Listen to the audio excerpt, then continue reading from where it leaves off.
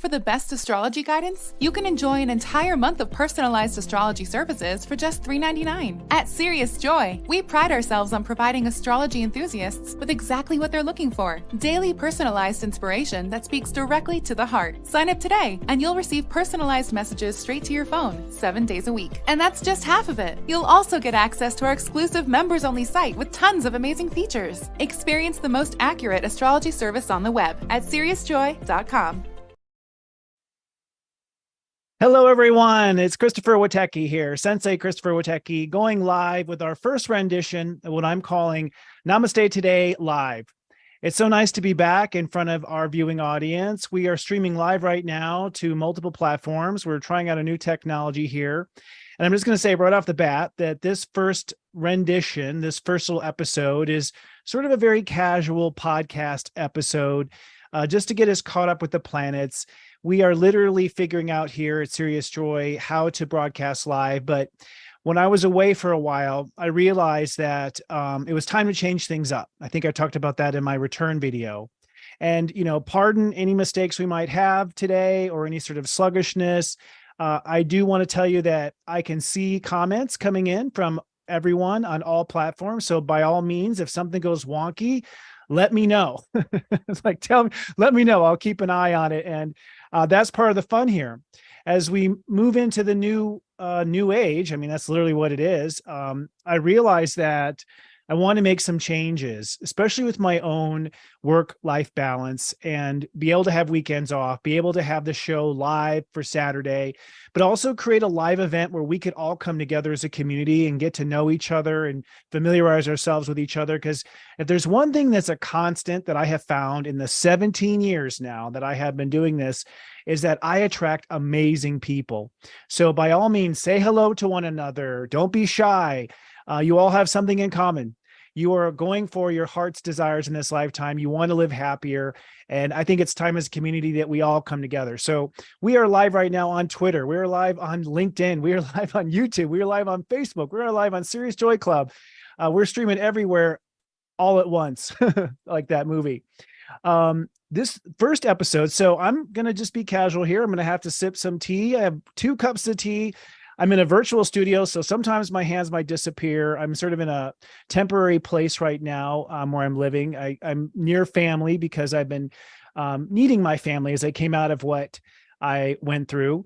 And so we are just going to wing this as we go. And next week you'll start to see that the show takes on a little bit more of what you are accustomed to, but also some new things as well. Again, as I was away from my role, I had a lot of time to think and process, and I really like this idea of going live. It'll probably keep me from going too long because eventually I have to go to the bathroom.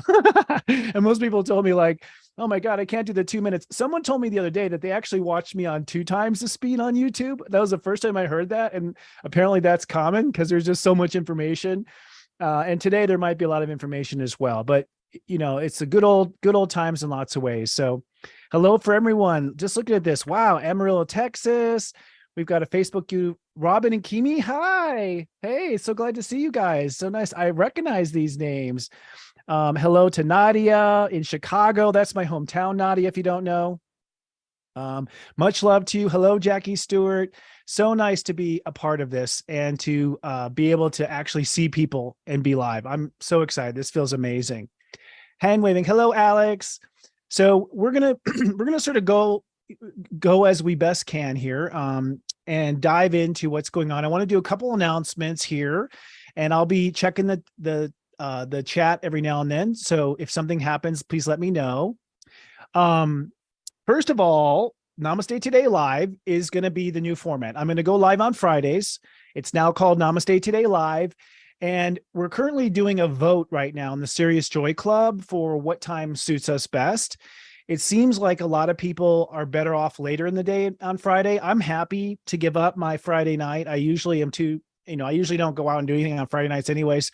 So I think Friday night's super good. I was thinking Friday afternoon, but it seems like a lot of people want more towards the night. And today I tried to go live earlier, but there's just so many things to do.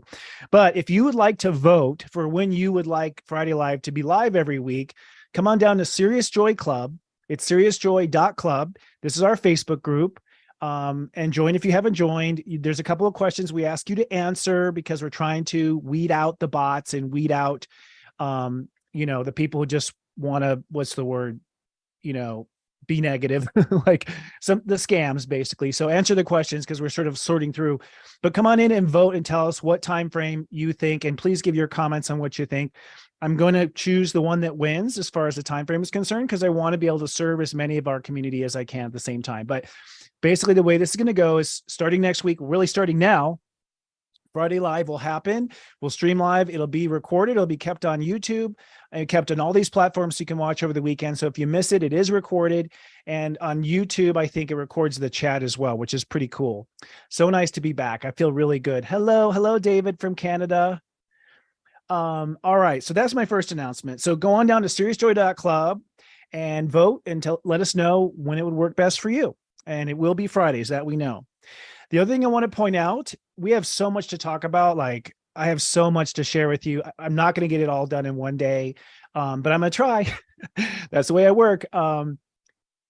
This is a very crucial month. Like, I honestly have been trying my best to come back faster, but we've been going through a lot of changes at Serious Joy, my astrology service. We have a great team of practitioners who are all coming into their light and all coming into their expertise. So it's really exciting, but we've been moving things around in the service. And so I just could not get back on the air like I wanted to, because I had just so much to do, and work-life balance is very important to me now. But we do have this month. This month is going to be one of the most important months of your life. And I'm not being dramatic. That's why I said today I'm coming on the air now. Even though I don't have the graphics ready, we don't have the zodiac weathers ready.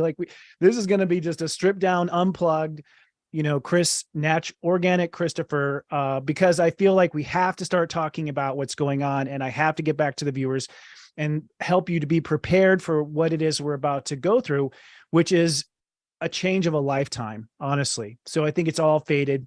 Today's a very good day to have gone live. We have something at Serious Joy now. Serious Joy, if you're not familiar, is my personal sensei service. It's based on your chart. I do daily podcasts there. I have a whole team of light workers. We have an angel reader there. We have a sound healer there. We have an expert astrologer who dives into the history of astrology and is a metaphysical minister. We have a whole team. And we also have an amazing writer as well who comes along and co-hosts. All these people are here for you, but we're all as a team preparing for this Venus retrograde coming up on July 22nd. And at Serious Joy, we have what we call the 40 days of self-love. I don't know if you've ever done it before, but I'm just going to put it out there. I'm saying it now at the top of the show because I know I will forget once I get into the planets. That's the way I am. I dive into the planets and then I forget about everything.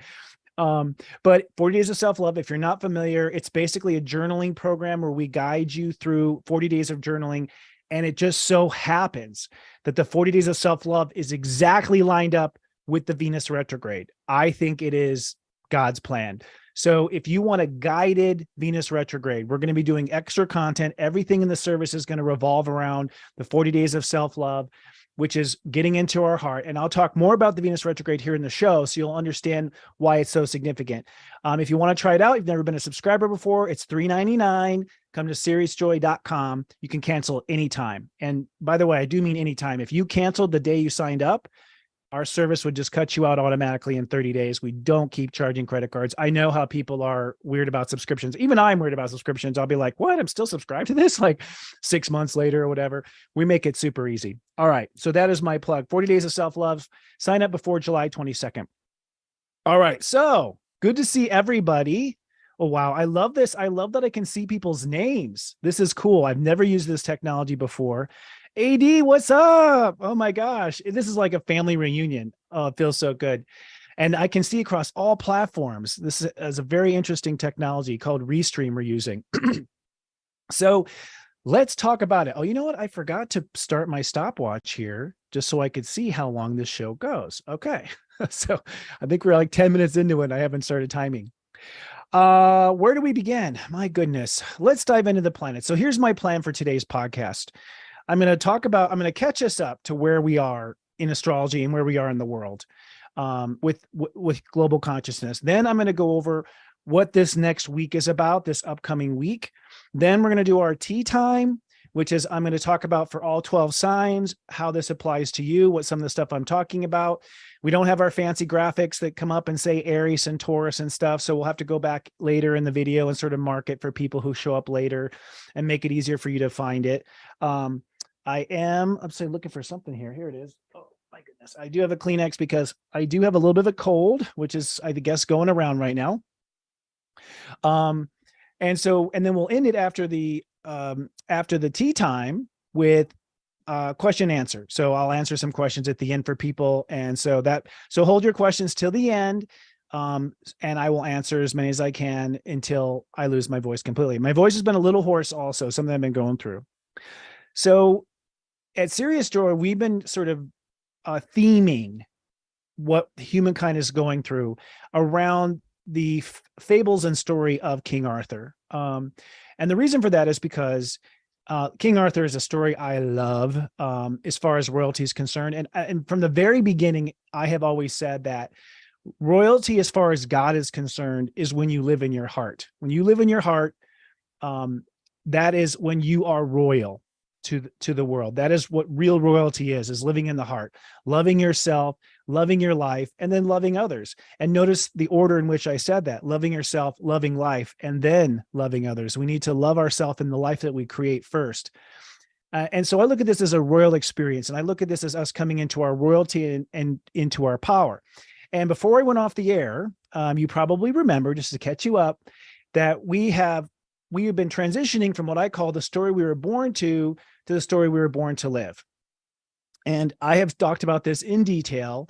Ultimately, I believe in this lifetime that we all had two main objectives if you're alive right now. One of the main objectives was to clean up your karma since the 1860s or all the way back to Atlantis, but to face karmic issues. And why do I say that? Well, because Neptune has been in Pisces for the first time since 1860s, basically. When it went into Aries, that was the end of its transit.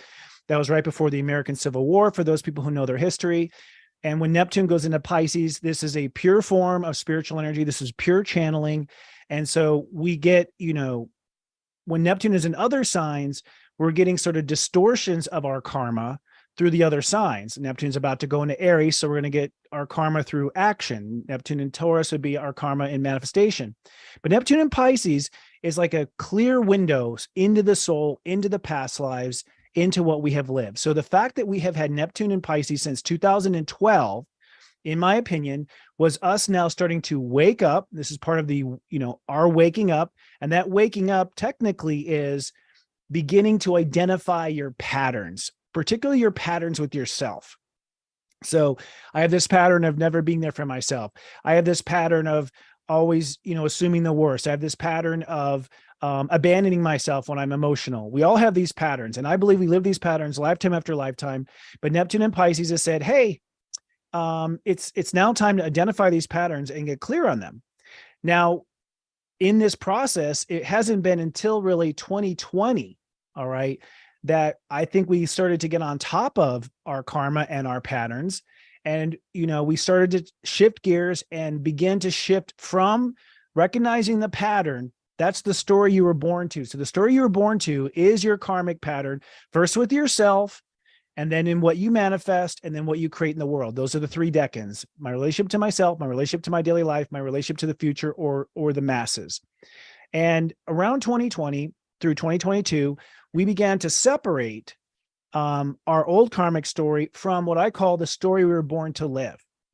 And that is the second part of what our goal here is on Earth. I believe our first goal was to stop certain repeating behaviors in ourselves that were self-sabotaging and close the karma on relationships with people, close the karma on, with society, with institutions, with being able to make money, karma with our body and our health, all these habits that we've been doing since the 1860s or even before, because at the last time Neptune was in Pisces, we might've been caught up, but we might not have cleared it up.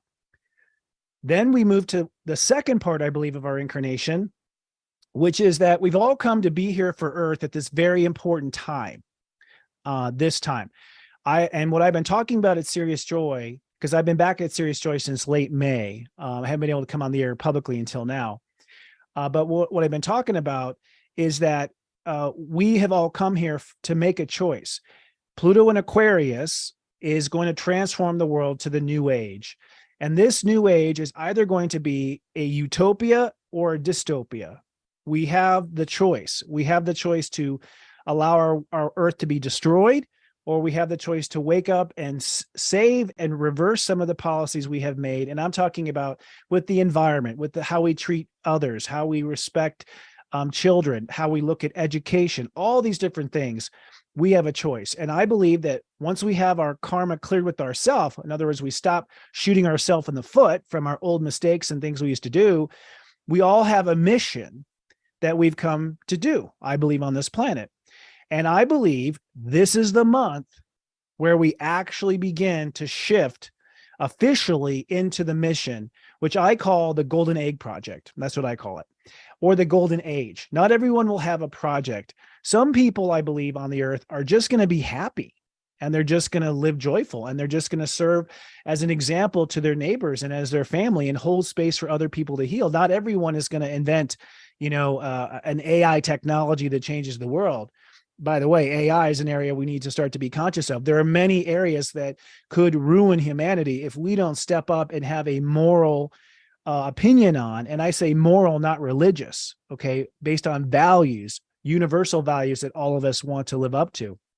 So we're at a very magical time, but also a scary time. And I don't have to tell you, you know yourself that this is the case. You can watch it everywhere, and we're seeing it everywhere. And I'll be citing examples for today's broadcast of where I see sort of the breaking down. So to sort of play back, I'm going to roll back to Aries, all right, and kind of catch us up to where we are in this story. In 2023, we are officially standing in and beginning our Golden Egg Project. We're beginning our life purpose. We're beginning the second part of the reason why we incarnated on Earth, which was that we were going to somehow make a contribution to Earth. And by the way, a lot of people's contribution will be negative. A lot of people are going to play the bad guy. To some degree, I believe incarnation is role play. We go back to heaven, we watch the tapes. Some people who've been good for centuries now are going to try explore their dark side. And I'm sure they were great, like just a few lifetimes ago, but they had never explored the shadow. They had never been seduced by temptation. So some people will play the role of opposition, and some people play the role of innovation and elevation and ascension. I think we all have our roles. I personally would imagine that most people watching this are interested in love and light in the Utopia Project, like as far as their golden egg. Otherwise, it wouldn't be a golden egg. It would be a black egg, right? Or a brown egg. Nothing against brown eggs, by the way. So that said, this particular moment that we are at in July is the official beginning. And it sort of started with the solar eclipse in April. Our team had coined it the journey to Excalibur, which was finding our sword, which means finding our strength. Again, I'm using this King Arthur analogy because we're all royalty. It's all time for us to become kings and queens of our kingdoms and queendoms, which is our kingdom of light and kingdom of love. I'm not talking about the monarchs we all learned about in history. This is the new royalty, ones who live in their heart. And in April, when we had a solar eclipse, a grandmaster solar eclipse at 29 degrees Aries, that sort of endowed all of us to be risk takers. Now, if you study my step approach to astrology, you know that 29 is the degree that pushes the envelope to everything. It is the degree that disrupts ultimately and changes. So the solar eclipse that's operating under our feet, so to speak, was literally giving us the courage or the sword in order to go out and do what we need to do. Then in May, I called it crowning a new story. We had a lunar eclipse in Scorpio, which called for us to change our boundaries. The South Node is in Scorpio, change our boundaries, change our comfort zones. North Node in Taurus, manifest new, move away from old. And we had a Grand Master new moon at 28 degrees Taurus. And to me, that was us saying, okay, this is what I'm going to do with my sword. This is what I'm going to manifest. And so we're holding space in Taurus. And I'm going to talk deeply about all these planets and signs as well. But I'm sort of giving you the big picture right now. We're going to start high and we're going to get more and more nano as the show goes on. So in Taurus, it was really about manifesting a new story for ourselves or manifesting something we want. Now, some of you may be literally manifesting something literal like a book, or you have a dream to change the world, or you want to build your own electric car, or, and that is all appropriate. That's your contribution. So it can be very material. I mean, the fact that it was in Taurus, and we have Jupiter in Taurus, and when Uranus in Taurus, it will probably be very, very material, whatever's we're creating. But in the big picture of things, what we're creating is this grandmaster new story for ourselves. This is us coming out of our karma, and this is us creating a life now that we really want to live. All right. Then in Gemini and in June, we coined the month Blueprints to Camelot.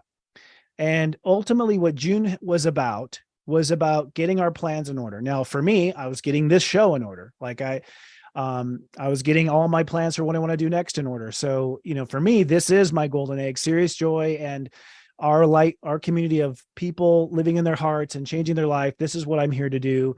And I'm so glad that I went down and got back up before it all happened. That's typical me, by the way. What's the word? Fashionably late. That's who I am, fashionably late. So here I am, fashionably late, just before the whole universe is about to transform. Like, bing, I'm here, guys. Sorry about that. But anyways, Gemini in June was about coming up with our plans and our strategies, our ideas, our contracts. I'm overly simplifying, of course, but we have a lot to go over today. But ultimately, getting ready to build our Camelot. And in this context, Camelot would be your home. I mean, literally your castle, the foundation of where you will do your work. That's what we use with the word Camelot from. But it's not just that. It's Camelot. It's all the people in the castle. It's all the people, all the vendors that come to the castle. It's where we get our food. It's, our nights on the round table. Like it's everything. So it's our community. It is our workplace. It is our groups, our affiliations, our strategic alliances with other people. That's the castle. That's Camelot. And I believe what we are building is a new Camelot. Some of us, those of us who are aiming for utopia versus dystopia, we want, the best of the best. So Gemini was very much about negotiation and getting our plans in order and going forward. And then, of course, we went into the sun in Cancer, and it comes now to July as the sun is in Cancer. And this is what I'm coining as hearth and home, getting the castle in order. So we planned in June, and now we're going to get the castle in order here in July. Ultimately is what we're going to do. Just making sure everything's working. Yep, everything's working. Okay, awesome. And so that's what this month is about up until we get to the point of Leo. The sun in Cancer is about us now emotionally maturing from all the changes that we have made so far in our lives. We've all made tremendous changes. And whenever we go to Cancer, we sort of face our feelings. Not many of us live in our feelings. I mean, we all feel, but a lot of us find feelings to be annoying. The I feel state of awareness, though, is the smartest state of awareness, in the sense that your feelings hold all of your negative thoughts, your feelings hold all your positive thoughts, your feelings hold your history, your feelings hold your childhood. Your feelings are your foundation. In astrology, the fourth house is the foundation of the chart. It's home, family, foundation. Emotions are basically what we grow our soul garden from. And that's what my old brand, if you remember, was Soul Garden. I still believe in Soul Garden. So as we go through Cancer, our first priority is to emotionally mature and let go of certain feelings that are part of the old story. And feelings need to be nurtured. They need to be massaged. They need to be worked out. They need to be coerced, in a gentle, loving way. Emotions don't just change like that on a dime. In fact, what changes emotions are the opposite sign, Capricorn. So while the sun is in Cancer, the earth is in Capricorn. And earth is what we manifest. The heart is what we intend to create. So we create from the heart, the sun, and we manifest it on earth into physical reality. So the way to manage our emotions is to make commitments in Capricorn, to make decisions and to make commitments and to be committed to it. Just like you'd be committed to the gym, just like you'd be committed to a diet, just like you were committed on New Year's Eve to something, right? Everyone had their New Year's Eve commitments. So as we go through this Cancer season, the way you're going to change your feelings, they won't change overnight, is that you're going to commit to changing them, commit to leaving behind, falling into certain emotional wormholes because they don't serve us anymore. And at the same time, making new commitments. So that's sort of the big picture of what's going to happen. I'm going to forward a little bit into Leo and give you a foreshadow. So once we get our castle in order, which is basically that we feel good about ourselves, we feel good about our life. Those are the 3 decans of Cancer. I feel good about myself, I feel good about my life. And that's the goal. Not 100%, of course. It's never 100% with emotion. Like good moments are moments. They don't last forever. But we want to genuinely develop in Cancer a new self-nurturing ritual through commitments that allow us to birth what I call the golden egg. And that's what Leo's about. From this new hearth and home of self-nurturing. And the difference between the new hearth and home and the old hearth and home was our old emotional context was all about surviving from our karma, surviving from being teased as a kid, surviving from that toxic first marriage, surviving from all the karmic baggage that we've had prior to Neptune and Pisces that were themes in our lifetime after lifetime after lifetime, and all the emotions around that.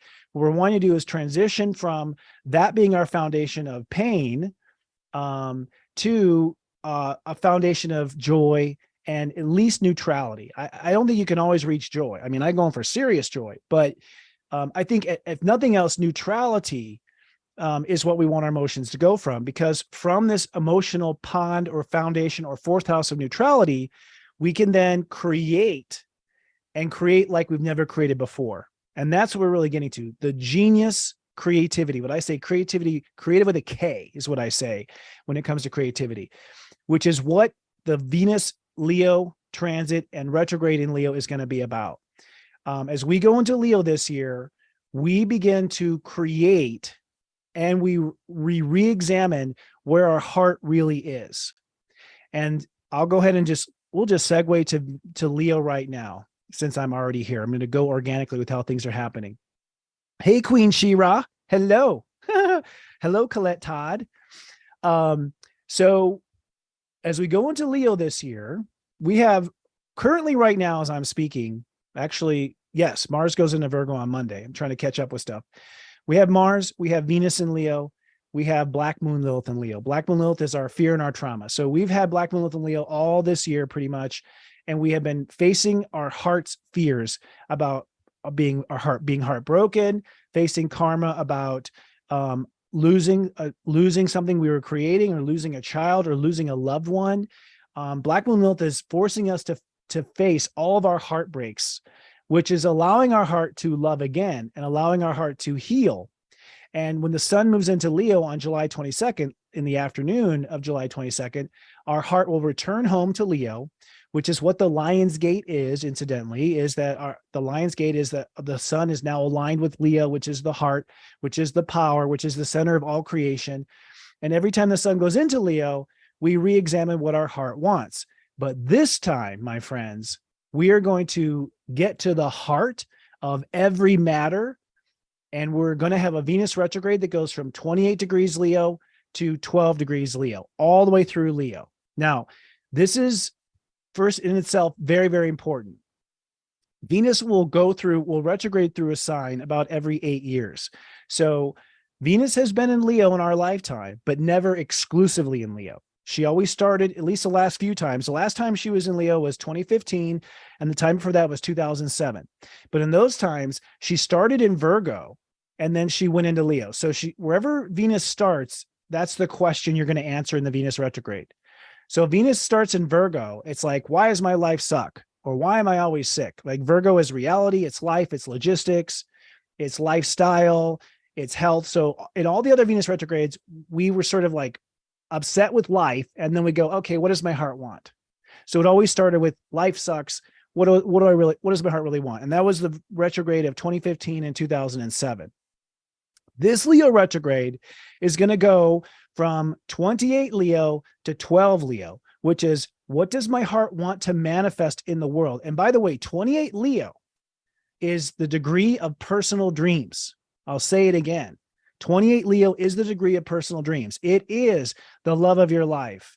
It is the creative project you've never seen before in your whole life. It is serious joy. I mean, my service is named after 28 degree Leo, serious joy. Honestly, that is the manifestation of our heart's greatest desires with all the fireworks, all the glitter, all the joy, the parades, the laughter, the singing, like all the stuff you would think of as like the happiest of happy. Like if you've been laughing for 4 hours straight and your sides hurt, that's 28 Leo. You're manifesting some serious joy.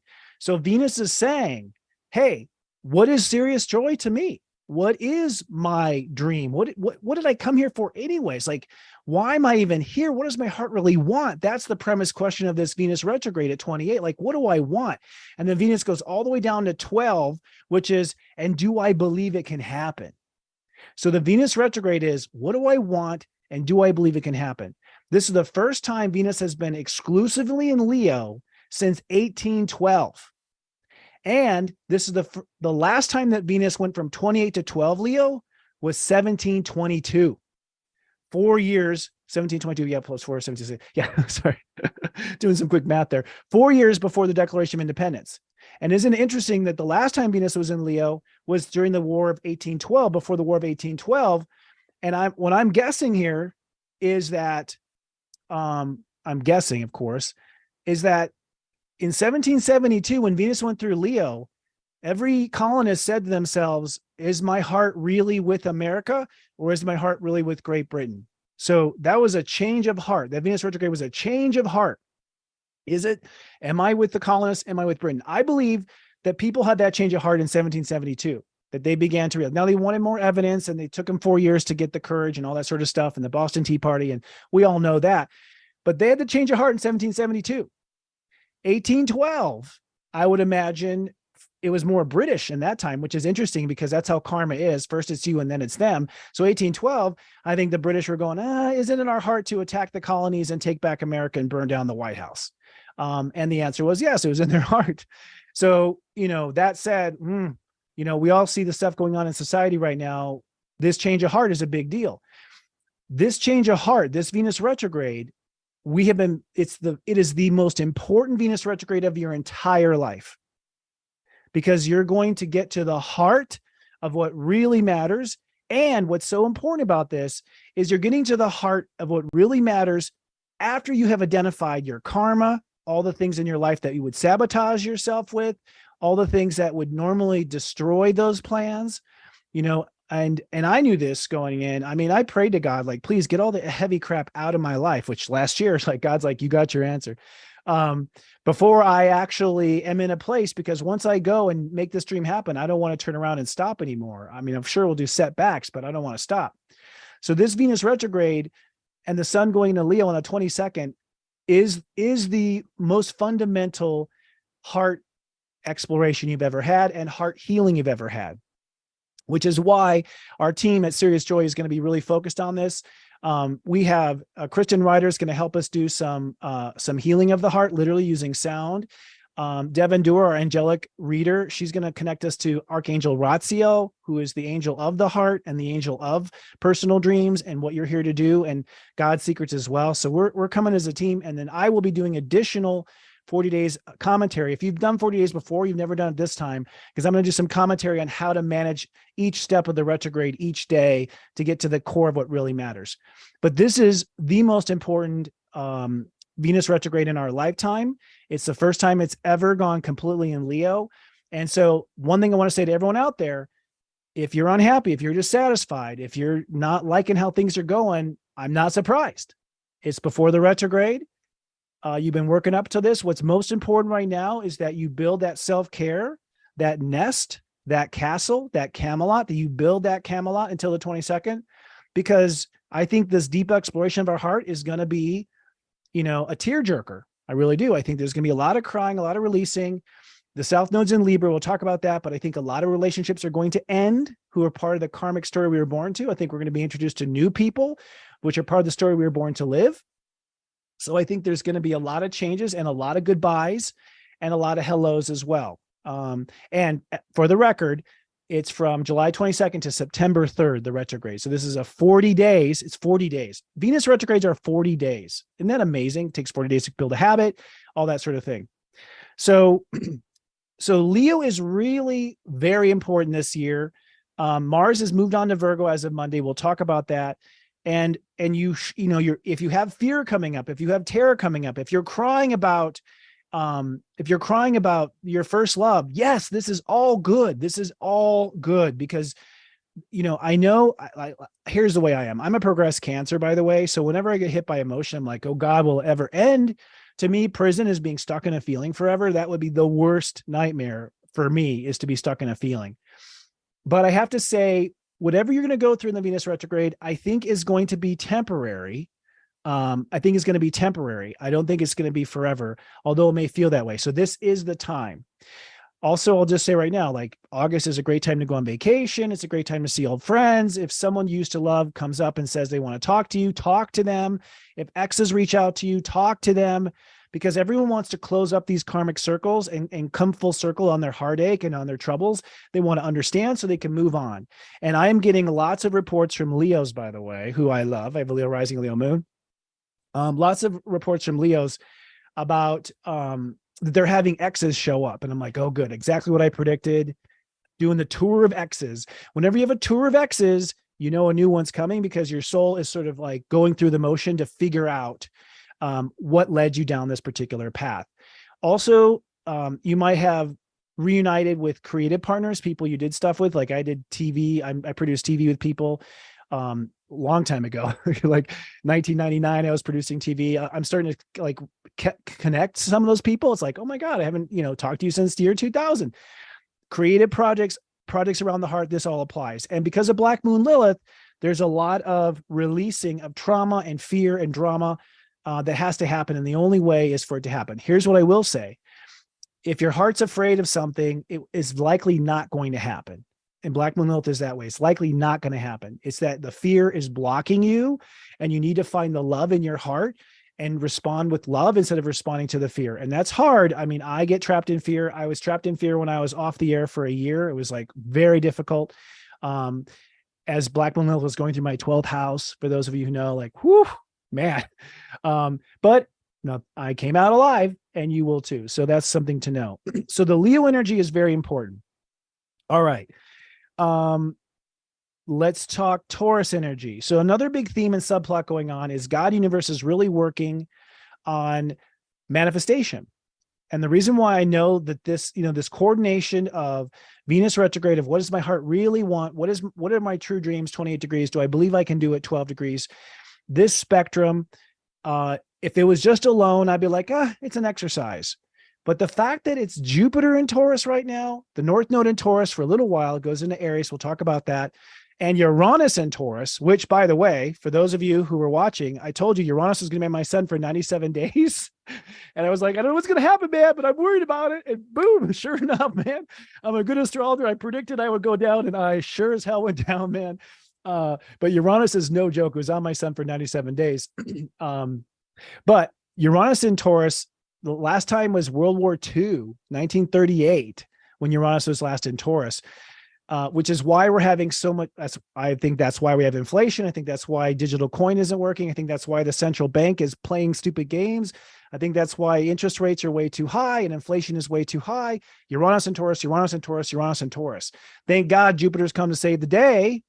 Thank God. And that's what I keep telling my staff. I'm like, well, you know what? At least Jupiter's in Taurus, like, because I'm a Taurus for one, but also because when Jupiter's in Taurus, we see real change. Like Jupiter is like a belief, but Taurus is I manifest. So what you believe manifests when Jupiter's in Taurus. And by the way, when was the last time Jupiter was in Taurus, Sensei? Well, the last time was 2011 and 1999. So if you go back to 2011 and 99, you'll get some sort of idea of how much your life is going to grow or where it's going to grow.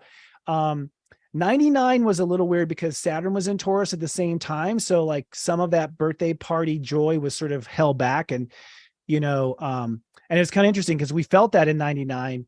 We felt that, I'm getting, okay, sip of tea. One of my associates just texted me. She's like, drink some water. Thank you very much, Kristen. Shout out to Kristen Ryder, my soul sister. She's on Keeping It Real and Sound Drop here on Serious Joy. One of our practitioners, very talented, and a Taurus. So in 1999, we had Saturn in Taurus at the same time. And so we didn't really quite get a party. And if you remember, 99 was sort of like that. It was like, we're super excited. It's like, we're going to party like it's 1999, says Prince. And we're all singing that song. But at the same time, we were worried that something bad could happen because of the Y2K issue. Remember, all software had to be written everywhere at the same time, rewritten and that sort of thing. So it wasn't a great Jupiter expression. In 2011, that was probably the best Jupiter expression we've had in Taurus, because there was nothing really holding us back like there was in 99. So that would be a time to look at from 2011 to 2012, sort of like what expanded, what grew in your life. And this time we have Uranus in Taurus, kind of a bummer, but Uranus in Taurus is saying, just like it did in World War II, it's time to create, but create better. So if you remember in World War II, in Uranus in Taurus, unfortunately, it was for the purpose of war, but we invented television, the atomic bomb, which is not good either, is for war, but we made such profound innovations in what we were able to create. And we were able to produce like we've never produced before. And of course, it was all for a dark purpose. It wasn't for a good purpose, but you can see how abundant the world got. And we were willing to leverage debt in order to make things happen. So this time is sort of similar. We have this combination of the universe is calling for us to innovate with Uranus and Taurus. And Uranus hits 22 degrees this month, which is a grandmaster degree of Taurus, by the way. So things are going to sort of go nuclear. At the end of the month, on July 26th, Jupiter will be at 13 degrees Taurus and Uranus will be at 22 degrees Taurus. I'm going to put up here so my fingers don't disappear. And from July 26th onward, I'm expecting not nuclear war. I know that's been a possibility with Ukraine and everything we've been hearing. I don't really mean that. I want to say that very clearly. I mean that nuclear in the sense of like a caterpillar becoming all goo on the inside to become a butterfly. Like everything will become all gooey, I think, on the inside and in our life, because we're not going to be able to tell what the differences are. We're not going to be able to tell what's up or what's down. But of course, what's happening during that time is Venus will be retrograde during that time. And so people, as things are sort of melting down in some ways, people are asking themselves, hey, what does my heart really want anyways? Like, what did I come here to do? So where most of the time we've sort of been worried and scared when things sort of melt down, now I think we're going to be inspired that we want things to change. I'm going to take a sip of tea here. Okay. And people are sharing in the chat what happened in 2011. I love that. And what happened in 99. I had big changes myself. So this month, we are focused on moving forward with our capabilities. Jupiter moves from step 9 to step 13, and Jupiter is our belief. So one of the big things happening right now in our belief is that we're starting to believe that we can make a difference. So if you are questioning whether or not you can actually make a difference, I would expect that with Jupiter and Taurus. I would expect that you would question it. I would expect that you would not necessarily know if it's going to happen or not going to happen. Jupiter is there to help us become a believer. And sometimes the only way to know and believe is to try and fail. But Jupiter will pay for the mistakes, is what I'm saying. So if you try and you fail, that's okay. Jupiter's going to have another one right behind it, like a Pez dispenser, as I like to say. And Jupiter's going to help you find the way to go about it. So it's okay that we don't know exactly. It's okay that our confidence is building. But Jupiter going from 9 to 13 this month tells me that we're going to have a breakthrough once it hits 13 that we either believe or we don't believe. So if you have some sort of project that you're working on in the background, maybe it's not your golden egg project, but it's something you want to do, and it doesn't work out, well, just call that a trial run is what you call that, because Jupiter is going to see it through. And I myself have known from the last 2 Jupiter transits that I had tremendous growth that stuck, but I had also lots of things that I tried to do that failed, but it was no skin off my back at the end of the day. I was able to sort of sweep it under the rug and move on, even though it seemed so important at the time. So part of this energy of Jupiter and Uranus and Taurus is it's time to believe in your value, in what you're worth. It's time to believe in your potential to make magic and manifest. And it's time to innovate what we do with Uranus and the high degrees of Taurus. So it's not just enough to make another of something. We want to make it better and improve on it. And disruption is applauded by the universe. So much like Uber disrupted the cab industry, the taxi cab industry, what people create, and the nuclear bomb disrupted the war industry, right? And jet fighters disrupted the war industry in 1938 and onward. What we create is probably going to be a disruption and change the world in itself. Now, of course, this Leo energy squares this Taurus energy. So it's sort of back and forth, back and forth. As far as my heart wants this, or is that possible? I want to make this. Does my heart really want to do that? It's going to require that I have to get a loan. Does my heart want to go through that process? So there's a lot of back and forth in this square as to whether or not our heart can get behind what we want to manifest. And you just sort of have to like detangling Christmas lights. You just have to keep working through the two issues, what my heart wants and what is possible. In some cases, let's innovate what I do. In some cases, let's have a change of heart about this. And that's part of the process that's going to be going on through the whole Venus retrograde, is this back and forth between what's possible and what does my heart really want. Okay, that's another theme and another story. Another story going on we have is the North Node is going to move from Taurus into Aries this month. And that's a big deal. The last time the North Node was in Aries was Christmas 2004 and most of 2005, basically. So 2005 was the last time that God said, forget your relationships, Libra. Forget what you've been aligned with, Libra.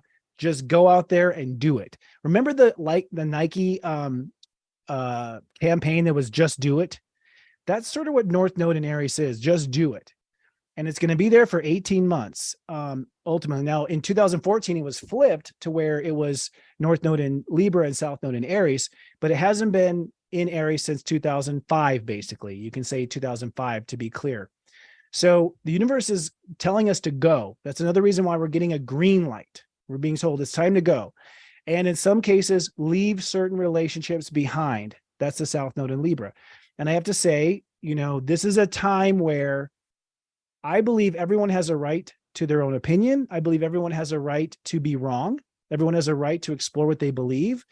What we don't have a right to do, in my opinion, is force our beliefs on other people. I don't think we should do that. If someone is going to believe in the wrong thing, then they will realize when they get to heaven that they were on the wrong side of history. But if we waste our time trying to convince each other instead of trying to unite each other, in other words, we have to move from this, from being separated to unity. Now, I believe that the North Node in Aries is going to promote separation. But I also believe that with the other planets going on, we can instead promote unity of common values, is what I believe. But I also believe that a lot of people will have to be, you have to leave certain relationships behind to organizations, to corporations, to, relationships to certain foods. That's the South Node in Libra. If you're going to be able to go forward with the North Node in Aries the way you want to go forward with, and it's time for 18 months to be really focused on it. Now, just to give you some foreshadow, 18 months later, the North Node goes into Pisces. And so there's a spiritual evolution that happens after the North Node in Aries. So it's going to be very tense for 18 months. And I think it's going to be a lot of people mostly putting their creations out there. That's what I predict. Most of the disruption will be new inventions, creation of new things, new orders in society, new organizations, and moving forward with those things. So the North Node moving into Aries happens on July 17th. I'm giving a little bit of a month kind of preview here that I usually do for my subscribers, always do for my subscribers. Another theme going on, let me check the time here because we are live. Okay, we're doing good. Is this energy in Pisces. We have Neptune in Pisces, as I mentioned, since 2012. But we also have Saturn entering into Pisces for the first time since 1994, and it entered into Pisces in March of this year. You might have felt things really lighten up. Saturn in Aquarius was a biatch, man. Like, I thought it was going to be great for where I am. I have Jupiter in Aquarius, but it was just crispy and tough and really sort of exposed all of the new age thinking that's, Aquarius is the future. And Saturn in Aquarius was showing us like, hey, this is where your future is headed. This is where your future is headed with the economy. This is where your future is headed with industry. This is where your future is headed with the environment. And so we got this real, like, kind of a dystopia, holy shift, like wake up call to and for 3 years roughly, Saturn in Aquarius, of like all the areas where we're not headed towards the age of Aquarius. So Saturn to me was a total pill in Aquarius. Of course, it's pre-Pluto. Pluto moved into Aquarius this year. It's now back in Capricorn. We'll talk about it in a second. It'll go back into Aquarius and then back into Capricorn, and then it'll be done in November of 2024. Thank goddess. But the fact that Pluto is going to move into Aquarius tells you that Aquarius is, has not been touched by Pluto for 249 years. Therefore, it's needing the most, that energy is needing the most upgrade if Pluto's about to enter that sign. But I digress. Saturn in Pisces is saying, okay, it's now time to take responsibility for your karma with yourself. And Neptune in Pisces is saying, so that I can fulfill my destiny. So one of the major subplots going on right now is this karma clearing. And right now, the karma you can clear is to stop certain patterns with yourself and no longer repeat certain patterns with yourself. And instead be compassionate to yourself, be accepting of yourself, forgive yourself, and forget some of these patterns. Because I believe by the time Saturn goes into Aries, we're not going to care about the life up until now. I think life's going to be so different. We're not going to worry about what you were in your 20s or your 30s or your 40s. It's sort of like I imagine with World War II. I'm not predicting a world war, but I imagine it's like if you felt like you were bad before World War II or you had problems before World War II, then you went through a world war. It's like, who cares about that? We just went through a world war. I think we're about to go through something as profound as a world war, although much more covert and devious and sneaky than World War II. But I believe that it's really not going to matter whatever life was about before this. I mean, people will pay the karma for their mistakes. That's always the case, sometimes in the next life. But you're not doing yourself any favors by being mean to yourself or beating yourself up anymore at this point, because it's over. We have other things to do in this lifetime. And that's really what the golden egg is about. So Pisces is the other big theme. All right, looking at my notes here. We're building up to, so just to give you sort of an arc, and then I'm going to go on to this week and give you a foreshadow of this week. And then I'm going to go into the signs and what they're working on this month. I just need to learn to drink more water. I just like tea so much. So the new moon will be on July 17th. So I just want to plant some seeds.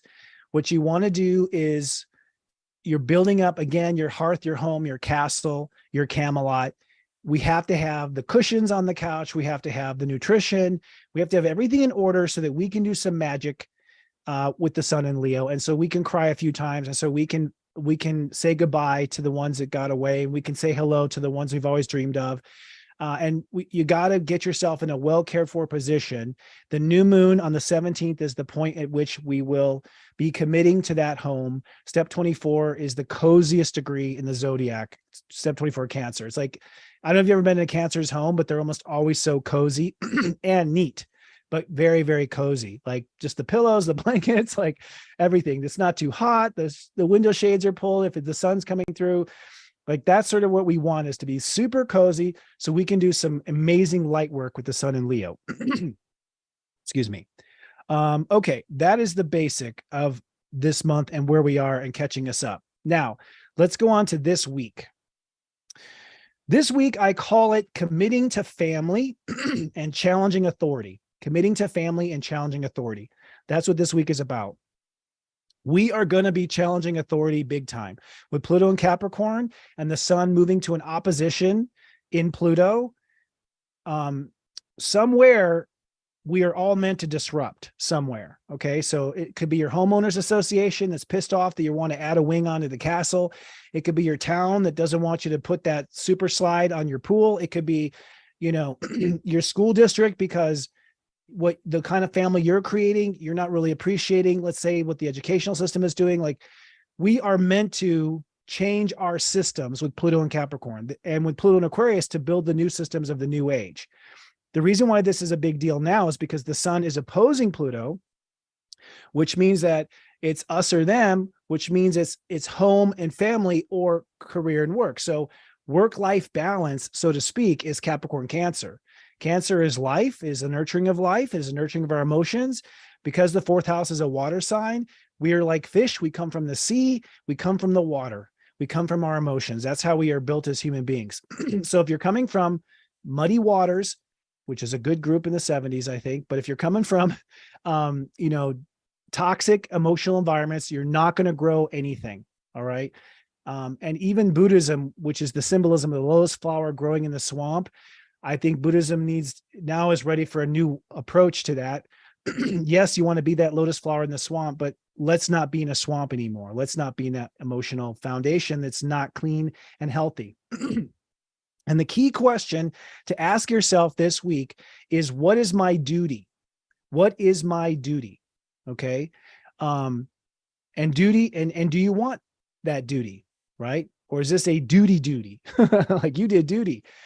And that's the Earth in Capricorn, that there are things we've signed up for that hijack our emotional security. There are things that we agreed to that undermine the family. There are things that our work calls us to do that makes us unstable and disrupted. And so the magic of this week, as we go from 16 degrees on Sunday, July 9th, to 23 degrees on Saturday, July 15th. So this is from the 9th to the 15th I'm talking about.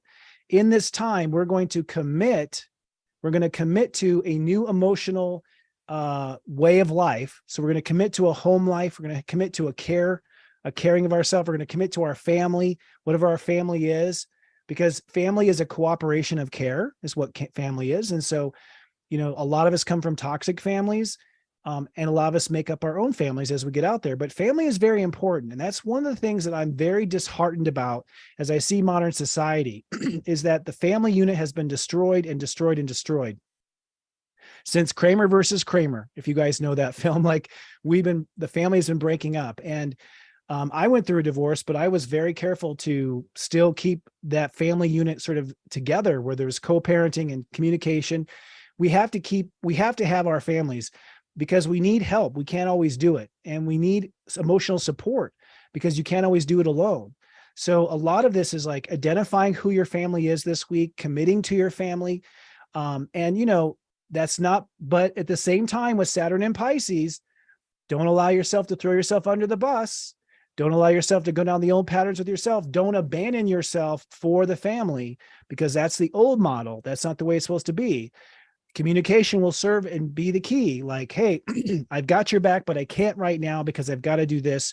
So this week, as we go from step 16 up to step 17, which is going to be late Sunday into early Monday morning, and step 18, it's really about making that commitment to our family and to our own care.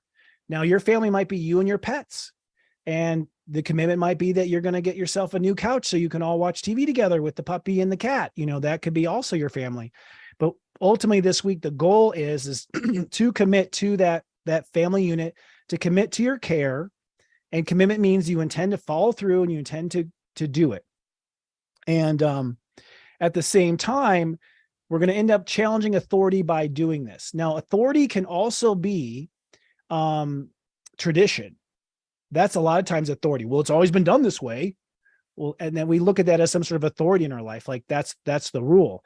Yeah, but we're not happy. So if it's not working, why are we continuing to do it? So some of the challenging authority is challenging tradition, challenging some sort of rules, that sort of unwritten rules that we have in the family or unwritten rules that we have in the workplace, and saying, hey, this is not healthy. This is not a healthy thing. And that challenge probably begins on Monday, July 10th. On Monday, July 10th, we have Mercury oppose Pluto. In fact, I think what I'll do here is I'm going to go ahead and show a little planet stuff and do a share screen real quick, as I like to do in this live show. So here we go. We have a share screen. And I'm going to show you the key dates of the week that and how life's changing. But here on July 10th, this is where Mercury, and you can kind of get an idea of some of the planets going on here. This is where Mercury at 29 degrees will oppose Pluto at 29 Capricorn. This is going to be the first real power struggle where your mind is going to basically say, this is going to piss off the homeowners association, or this is going to piss off the town square, or I'm going to have to file a complaint, or I'm going to have to do something. So this is where we're sort of challenging authority right here in this opposition. And of course, the sun will reach that same place on July 22nd, the day that Venus retrogrades. The sun opposes Pluto. So this is part of the theme going on. And just to point out some of the stuff I was already talking about, we have Jupiter and Uranus here in Taurus, and we have this party going on here in Leo with Venus and Black Moon Lilith working together. And this is a yod that we have going on between Neptune, our cosmic destiny, and Pluto, the challenge of authority. And basically what God is saying here is get your house in order with Cancer. Get your house in order.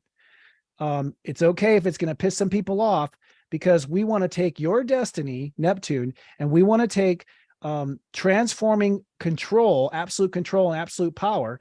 Capricorn is absolute control. Pluto's absolute power. Pluto's also transformation. So it's like, okay, we're going to transform power and control.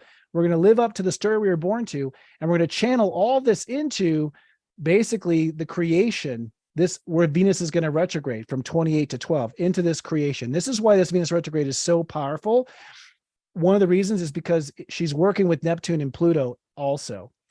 Also notice here, Mars has now moved into Virgo on this day, and Mars is actually conjoining Pallas. I don't have it on the chart here, and also Regulus on this day. And that means we're all going to be taskmasters and very, very focused on getting the task in order. So this week, committing to family and challenging authority, committing to family, Sun in Pisces. And what is my duty, which is like, what do I actually have to do? And how can I change my duties and my responsibilities to have a better emotional foundation in family? That's the question. All right. The next big key date of the week is July 12th. And I'm going to get in a little closer here.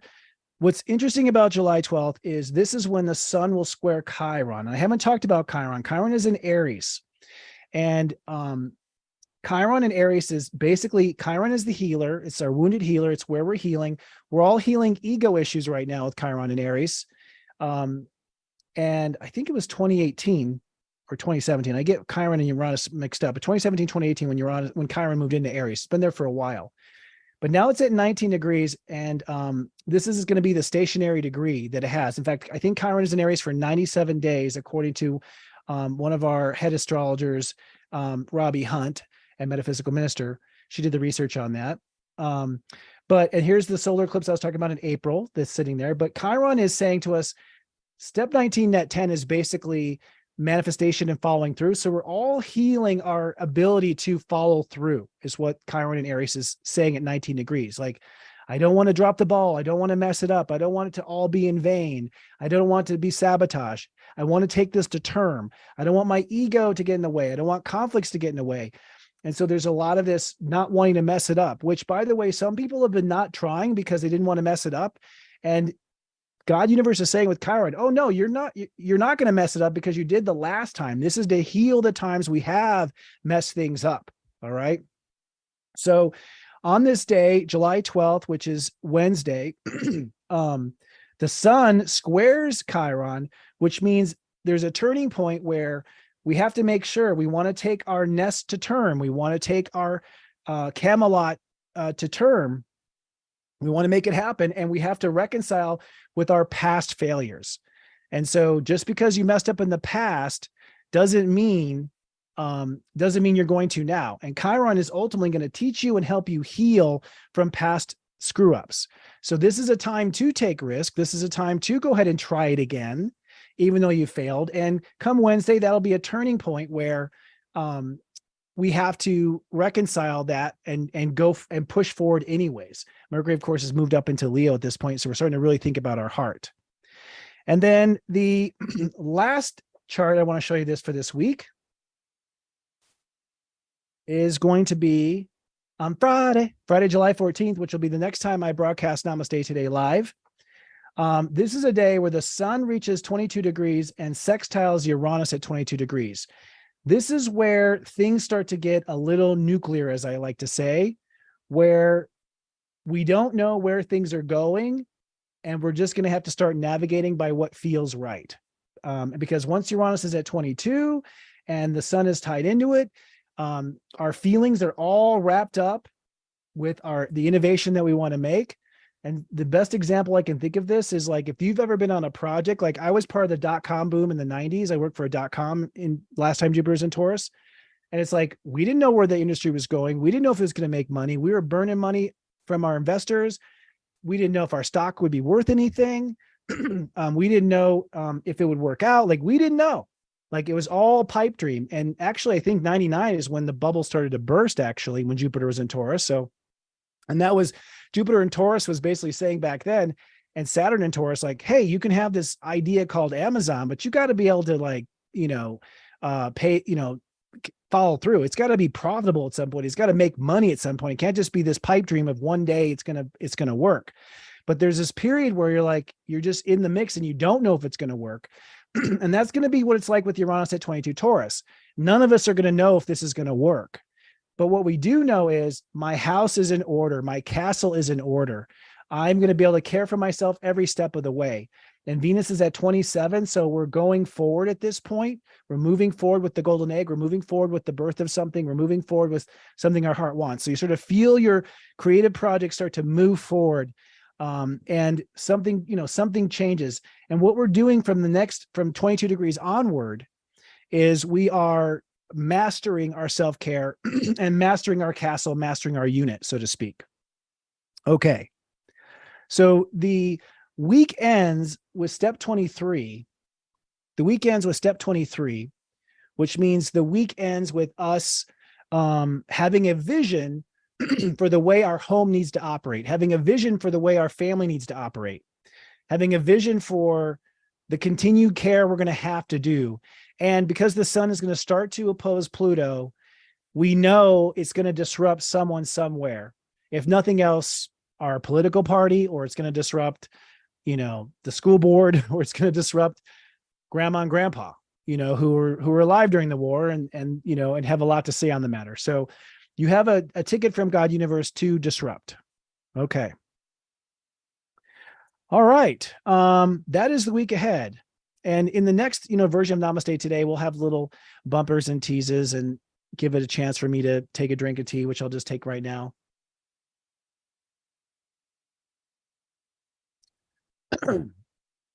So now what I want to do here in this last section, and things are going about the amount of time I expected them to go. So this is good.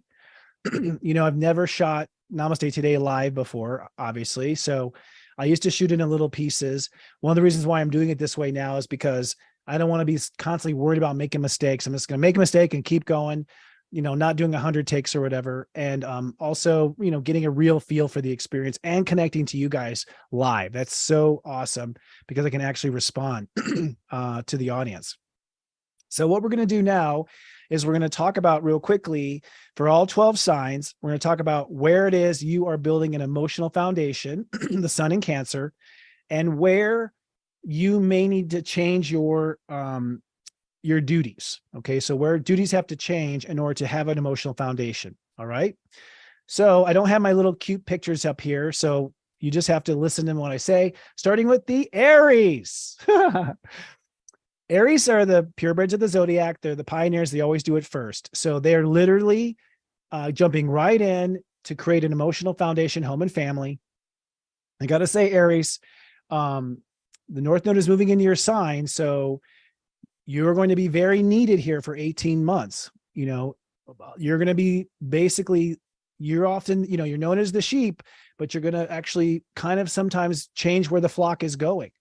And you're going to have a lot of directional change because you're manifesting a lot with Jupiter and Taurus in your second house. So you're really here to make something happen. This is a good time for Aries, but you must get your home in order. You must get your castle in order. And where you're changing your duties is with work commitments or parenting commitments. So your commitments that you make to anyone or work or anything have got to be good for your emotions and good for your family. And you're going to need this emotional foundation to stay fertile because Uranus and Taurus is about you manifesting great things. And all this Leo energy for you is literally in your heart and in your inner child. So you are here to go after your personal dreams now. You are here to chase after something you've always dreamed about. The North Node in Aries is going to give you so much attention and energy to pull this off. So you can't afford to get burned out. You can't afford to lose your nutrition. You can't afford to lose your sleep cycle. You have to keep that emotional foundation strong and make it first. Put it first before everything if you want these dreams to come true. But you are wired now for your dreams to come true. And if you don't know what you want, that's quite all right. And this goes to everyone out there. You may not know what you want. And that is, of course, a pre-Venus retrograde thing. You may not know what you want. So that's okay. You know, if you don't know what you want September 3rd, well, then post a question here in the chat. We'll talk about it. Okay. But give it the whole Venus retrograde. So I think Aries is, you have no problems chasing after something, but one of your problems is sticking to it. And the reason why you don't stick to it is because your heart didn't really want it bad enough.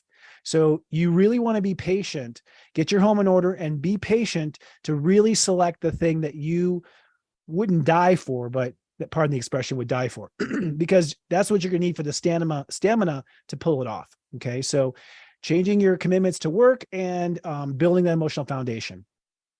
Okay. Who's next? Taurus. That's me. Taurus, so for Taurus's emotional state of awareness is fused with their mind. So if you don't know Taurus, if you think sour, the whole thing goes sour. Because your emotions, you get this codependent relationship where if you worry, then your mind thinks about it more, then you feel more worried, then you think about it more.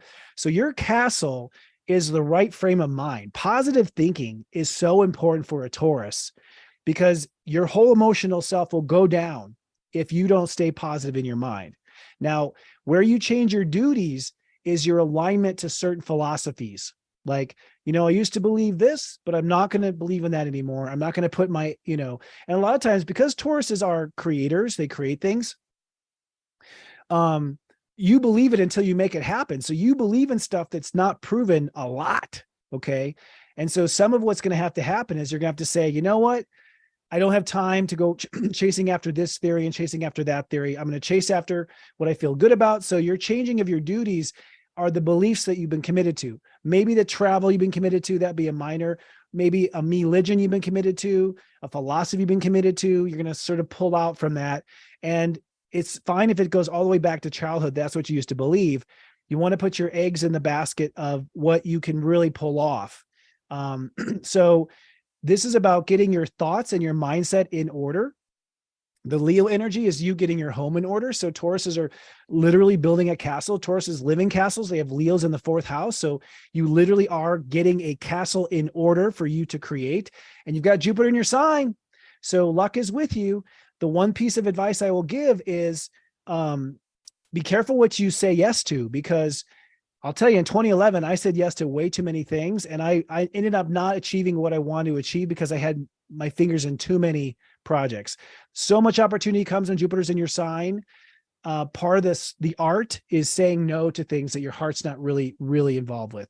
So Tauruses are changing their frame of mind, and they're changing what duty they have or commitment they have to their philosophies or to their beliefs or to an education. You might drop out, you know, this would be a good time to drop out of school. Like, I'm not saying that you should, or a person should or shouldn't. It's all based on the individual. But if one of you is out there watching and wondering, yeah, the plans are saying drop out. You might know better. I mean, did Steve Jobs go to college? No, he went and made the Mac. Like, so sometimes, especially now, because institutions are in such transition, you may have better experience diving right into your industry and being a leader instead of, you know, watching how other people have done it. Okay. So that's Taurus. Gemini. I love saying Gemini that way. Gemini's, your emotions are tied to your self-esteem. So getting your castle in order is getting your confidence in order. But getting your confidence in order is based on getting your emotions in order. And this is what's hard for Geminis, because Geminis like to keep it mental. They like to think and communicate and conceptualize and get distracted so they don't notice they're feeling bad. Geminis, I know, and I am very close to Geminis. They sort of expect it just all to happen automatically and don't realize work goes into feeling good. So it's like, if they don't feel good, they're like, oh, I don't feel good. And if they do feel good, they're like, oh, of course I feel good. I've noticed there's not a lot of thought into trying to feel good. Like, so, you know, you must try to feel good. If you're having self-esteem issues, if you're wondering if you can pay the bills, if you're wondering if you can manifest that bonus at work, if you're wondering if you can start your own company and you're questioning it, you probably don't feel good.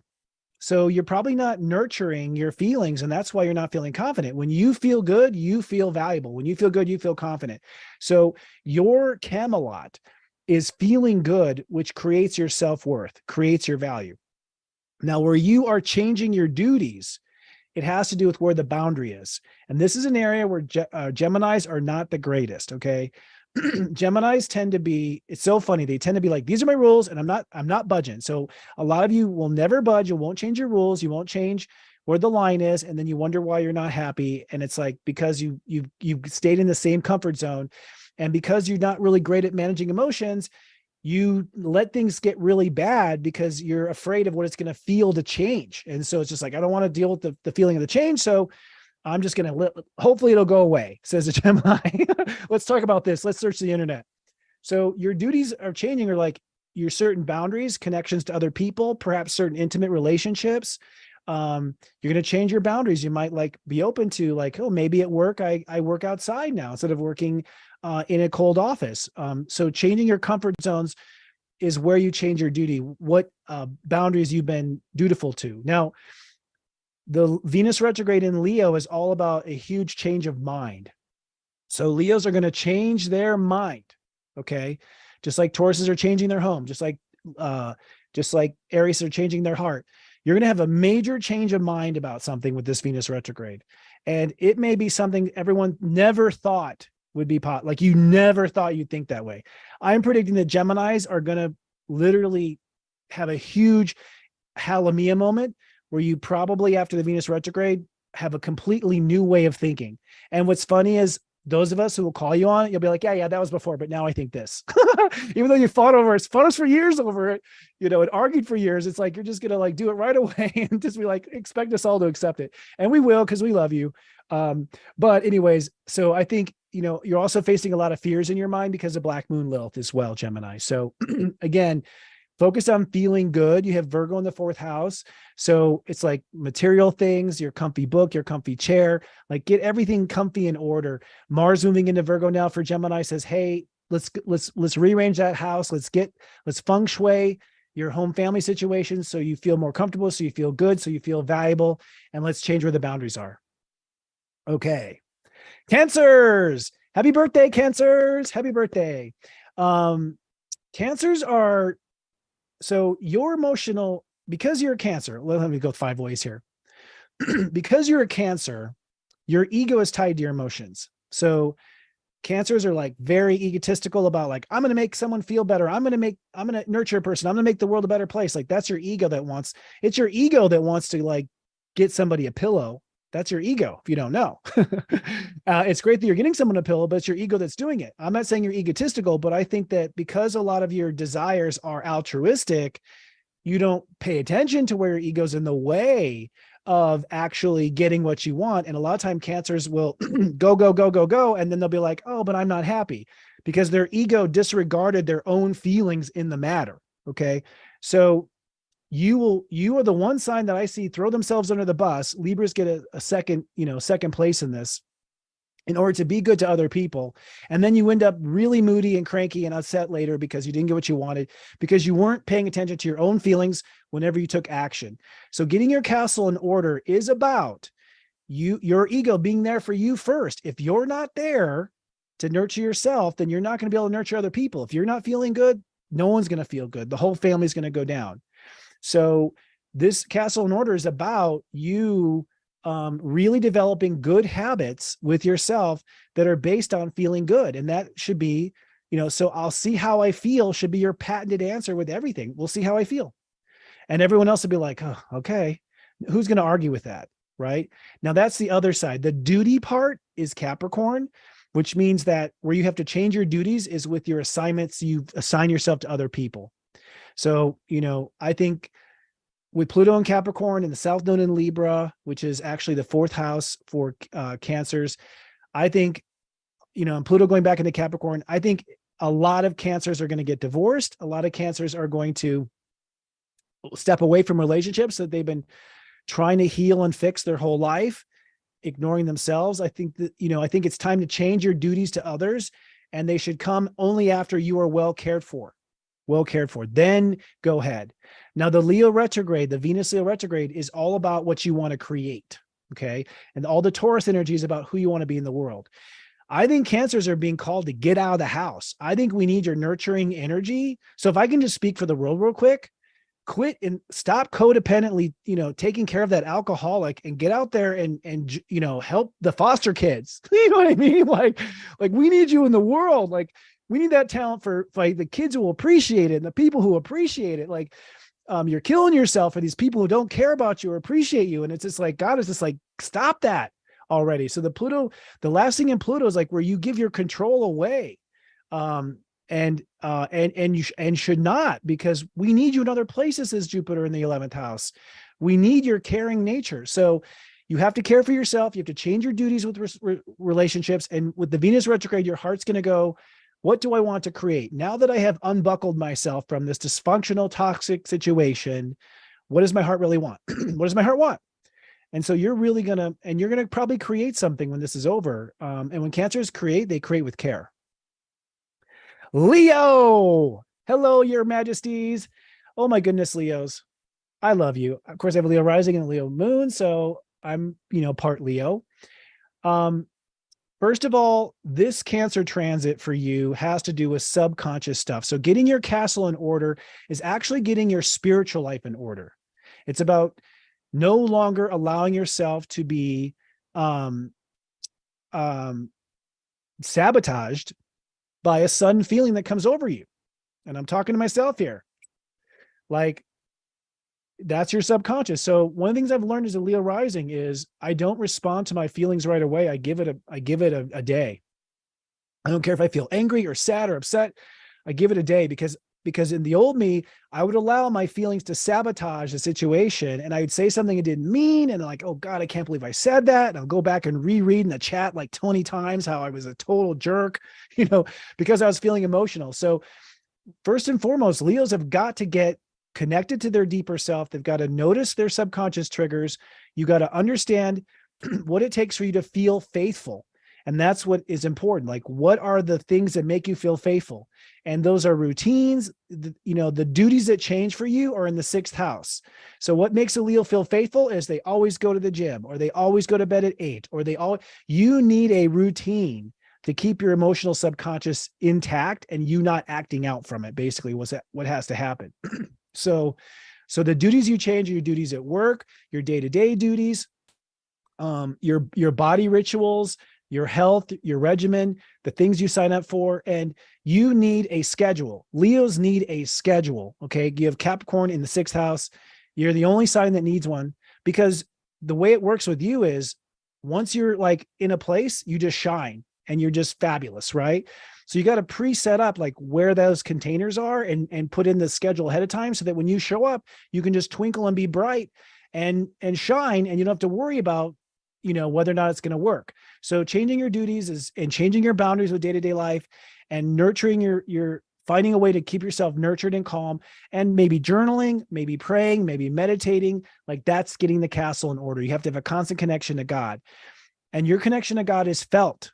It is felt. You have Cancer in the 12th house. You feel God, you feel the angels.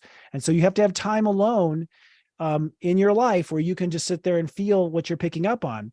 Just like kings and queens feel like they were destined to be king, queen, because God chose them, which I believe, whether they use the power well or not. You have to have that time with God if you're going to shine bright.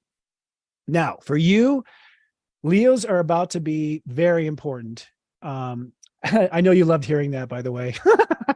I just felt every Leo be like, oh, they're purring now. Yes, Leo. Jupiter is in your 10th house, so your career is about to go boom. You're here to innovate.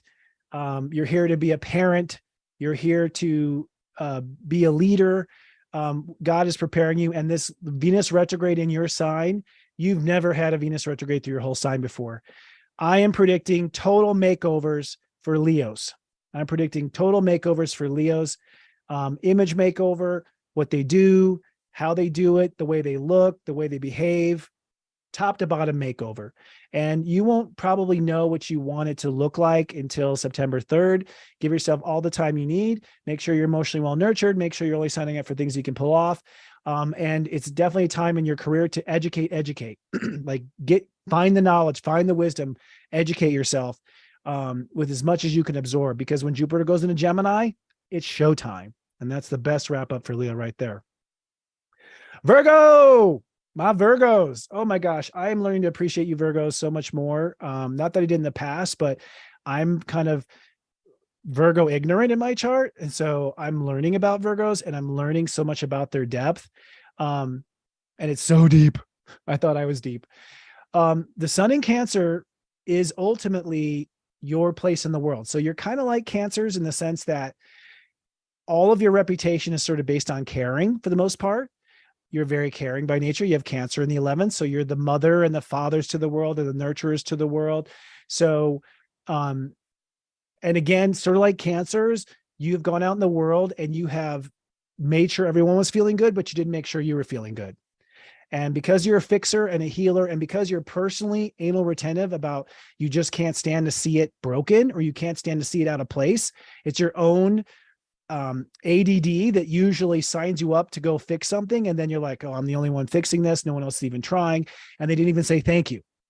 And the reason why you end up feeling bad at the end of the day is because you threw your own feelings under the bus. You, you weren't paying attention to how you feel, and your heart was not in the right place. Now you go, what do you mean my heart's not in the right place?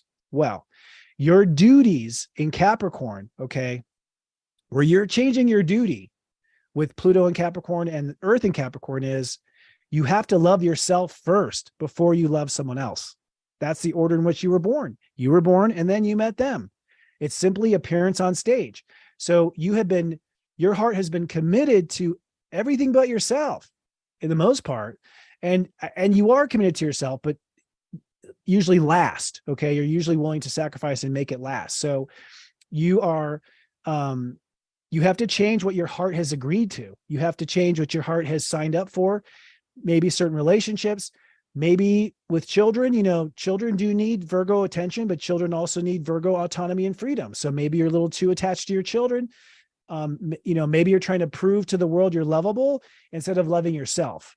So it's time to find a new relationship to the world where you're showing up to the world. Getting your castle in order is getting your society in order. Your society has to know that you'll be there for them only after you've been there for yourself. Your society needs to know that, that you are here for them and you love them. But if you need a sick day, you're taking a sick day, and that means you're going to adjust the deadline. Okay. And where the duties have to change is with what your heart says yes to. Can't say yes to everything. I know Virgo wants everything and they want it all at once. But it's a long life. So there's plenty of time, is what universe is saying. Now, the Jupiter energy and Taurus energy is all about your beliefs. So you're being educated right now. It's a good time to travel. It's a good time to try totally new philosophies, to try radical ideas, to sign up for organizations that believe in things that you believe in and get aligned with that. And the Venus retrograde for you, Virgo, is going to be your inner faith. Okay. So you're going to change your heart. You're going to have a change of heart about what you have faith in. And probably that will be faith in yourself, but actually it's more wired as far as 28 to 12 degrees to be faith in things that you want to create. So do I have faith that I can pull this off? Do I have faith that I can pull that off? Really, really getting to the heart of whether or not you feel like you have faith, which means you feel it can be done.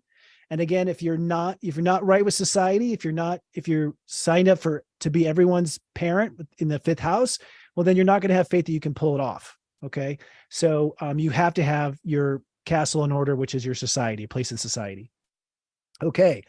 Libras are, we're doing pretty good here. I'm going a little deeper today, but I've been off the air for a year. So Smorgasbord Witecki. Libras. So Cancer consciousness for you is actually your career. So Libras are very much kind of like Virgos and kind of like Cancers in the sense that you make it your career to care. And you're constantly chasing after certain futures because you're chasing after certain feelings. Okay. And this is where you're backwards a little bit. You have Capricorn in the 4th house. So you tend to go cold on your own feelings so that you can make everyone else feel better. in the world or at work, or your kids, because it's the house of parenting. And so kind of like Virgo, you have to set up new rules about making sure you are fed first, making sure that your oxygen mask is on first, making sure that you feel good. So your duty change has to be to your own emotions, that you have a certain duty to make sure you feel good. You have a duty to your family. You have a duty to your sphere of emotional nurturing, those people. You have a duty to those things. And then from that solidarity with your own feelings and your own groundedness, then you go ahead and agree to something in the world. So getting your castle in order is getting your future in order. It's getting what you feel you can resonate with, what you feel you can go the distance with. And it's also at the same time, you pulling away from the things that end up making you feel bad, or any obligation that makes you compromise your health, your foundation, or your family. You can no longer compromise those. Now, the Leo retrograde for you is going to be, who do I want to be in the world? So your Venus retrograde is going to be a change of heart about who you are in the world. I used to think I was the caretaker. I used to think I was this. I used to think I was that. Now my heart wants to be this. So Librans are going to change what they want to be in the world, basically, with this Venus retrograde. And all the Taurus energy means that you have to change your boundaries. So you have to stay flexible about what you open up to and what you don't open up to. And you're going to get close in levels that you've never been close before. You might also be processing the loss of somebody or the death of something in your life with Jupiter in the 8th house as well. You'll have the resources there to help you with that.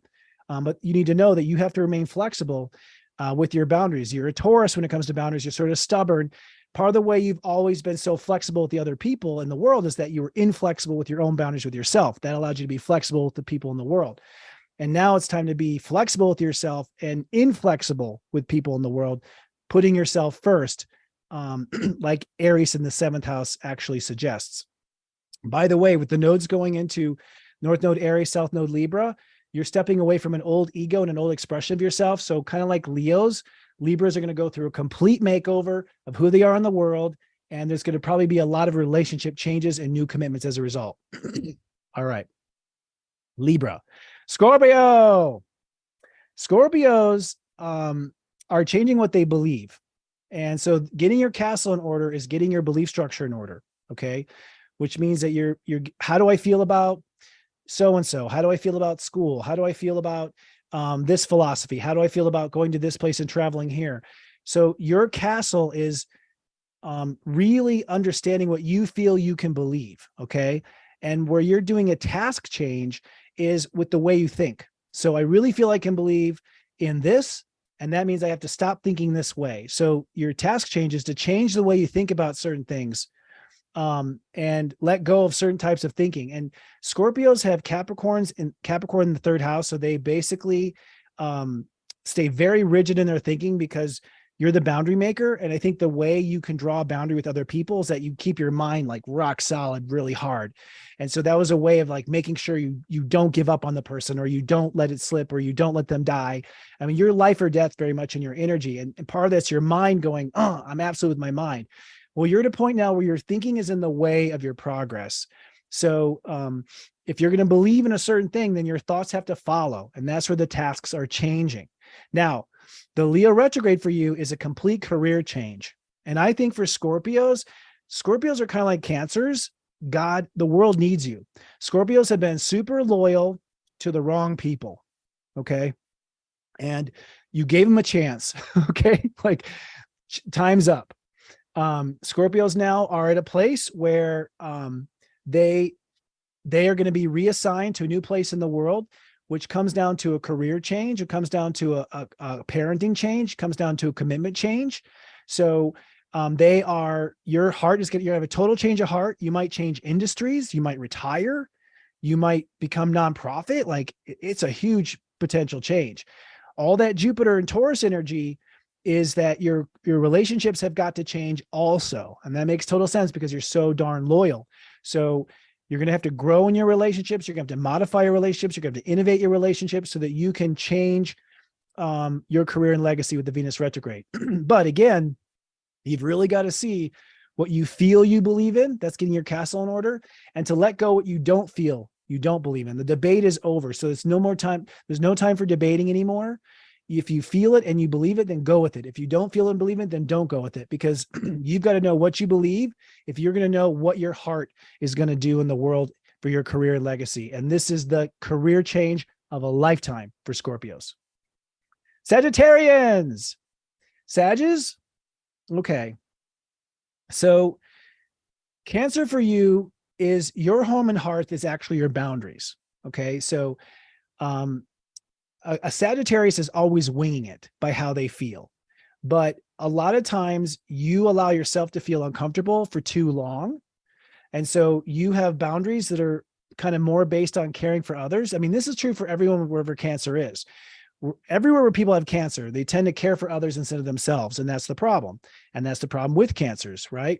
And the sign itself. So a lot of your boundaries are based on making sure every other person feels good and you don't necessarily feel good. And so you have to base your boundaries on what feels right. And you have to feel through it, which is hard for you because there's no logic or reason. You're philosophers. You like to teach. You like to have a philosophy and a reason and explanation and, you know, a textbook that explains. And this is none of that. This is like, because I don't feel like it. Because I don't feel like it. So I'm not going to do it. That's how it has to be for a Sag. I'm not into it. And maybe some of you are and some of you aren't. So you're getting your home and castle in order is getting your feelings in order about where the line is, the line with other people, the line with work. Now, Jupiter in the house of Taurus means your work life is expanding like crazy. Your lifestyle is expanding like crazy. The duties that have to change are what you create and what you manifest. So you're very dedicated and committed to certain projects, but maybe it's making you feel off. Maybe it's not making you feel strong. Maybe you don't feel safe. So you got to change what your duties are around creation and your duties around money. Your duty around money must change, and how you see yourself making money, that has to change so that you can feel good and you can feel comfortable and you can feel safe, and so you can feel intimate.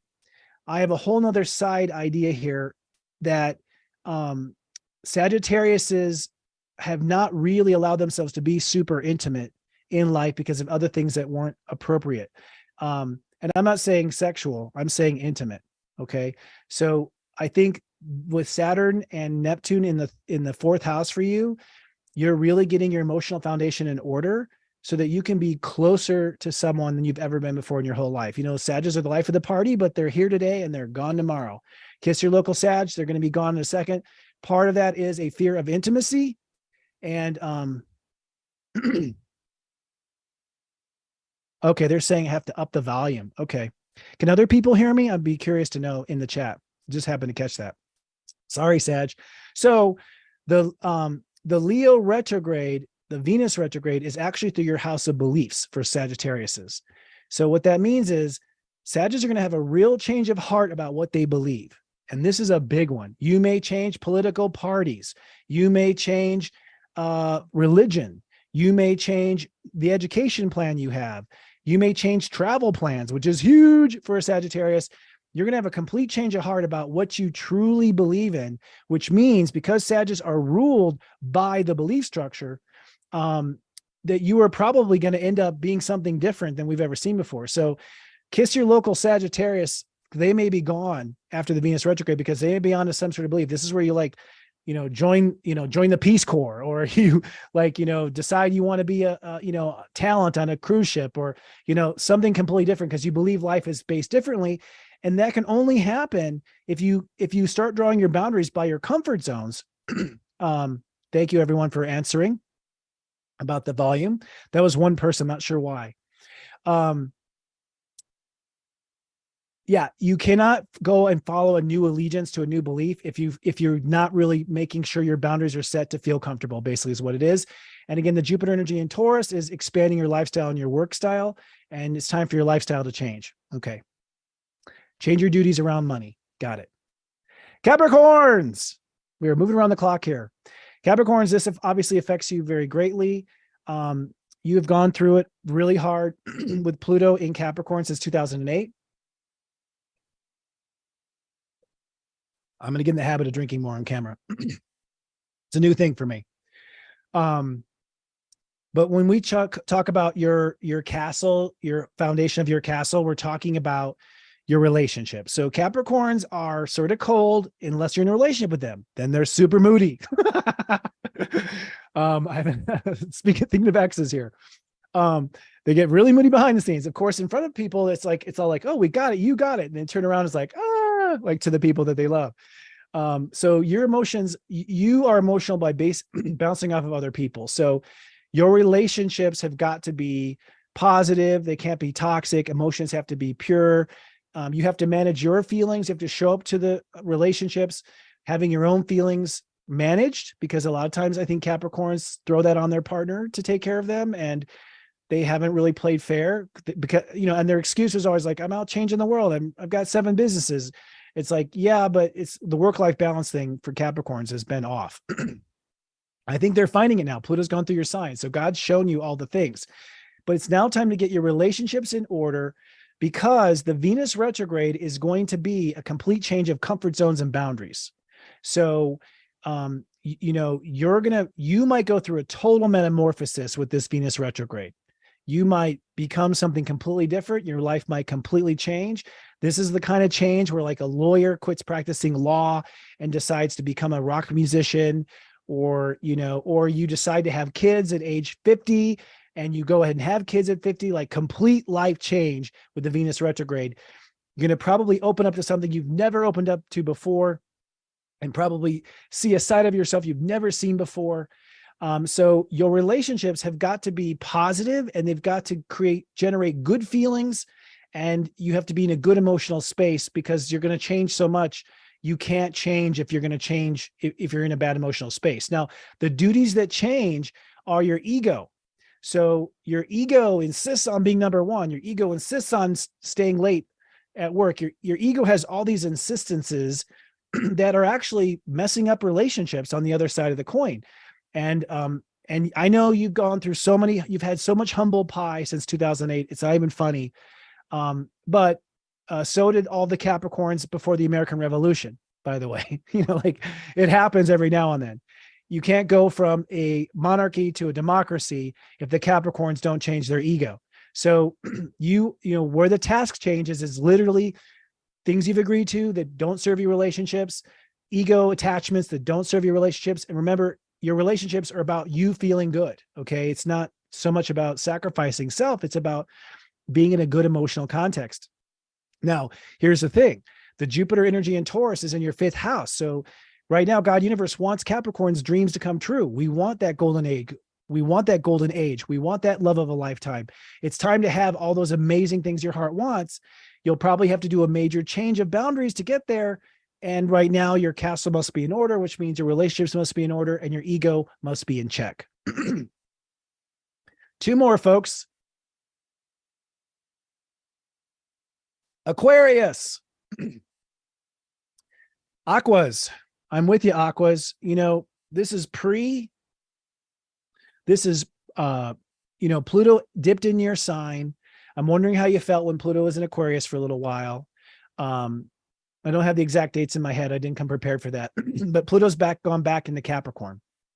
So for Aquariuses, your hearth and home is your day-to-day life. So for Aquariuses, you're interesting cats. I'll just say that. Okay. Because you're electric by nature. Uranus is electricity, but your 6th house is water. And we all know what electricity and water are like. They don't necessarily go together very easily, although water does conduct a lot of electricity. What I'm getting at is that Aquarians in the past have sort of tried to avoid the emotion rather than manage the emotion. That's what I've seen. So we talk about getting your castle in order. We're talking about you being able to emotionally cope in daily life situations and to develop emotional coping skills to accommodate any situation. So where the old Aquarius would be like, oops, that feels bad. I'm out of here. I'm quitting the job, or I'm quitting this situation, or I'm quitting this relationship, or I'm disappearing, or I'm ghosting. That was the old Aquarius. The new Pluto in Aquarius has got to sit there and manage the feelings, how you feel, and also how you're picking up on everyone else's feelings. And that's sort of the cray-cray of it all for Aquariuses, is that they're jumping out of their own skin to begin with, and then they're picking up on you upset too. Oh, that freaks them out. So emotional coping skills in the moment is getting your castle in order. Now, where you have to change your task, it's kind of complicated. Pluto going back into Capricorn is your 12th house. That's your karma. So you have a lot of subconscious control issues. Okay. Aquariuses are subconsciously trying to control certain situations so they don't find themselves having to emotionally cope. That's been the way you've done it. Your subconscious is like, uh-oh, I can smell a rat here. I'm out. And you just disappear and vanish in the past because your subconscious could sense it was going to be emotionally uncomfortable any second now. So ultimately, you have to change the way you emotionally cope. That means the way you take care of your body. That means you're getting enough nutrition. That means you're getting enough sleep and things like that. And really detach from certain control issues that you find yourself wanting to control, having to be in control, and surrendering that control to God and saying, I'll let God handle it. I'm just going to cope and feel good here. I'll let God take care of that. So a lot of the task management for Aquariuses is subconsciously not trying to control everything and letting God be the control, which is your subconscious, which is ultimately your intuition, which comes through your emotional field. And you can't really feel things. You can't really feel your intuition if you're not allowing yourself to feel in the moment. So this is about a nurturing path for you and a coping skills path. Now, the Leo retrograde. So this speaks to a couple of things. One, Jupiter in Taurus is in the house of emotion for Aquariuses. So they need a better home. They need a bigger bed. They need more pillows, more cotton, more fluff, more nurturing so that you can cope with those emotions in the moment and in the public. We can't have the age of Aquarius without Aquariuses.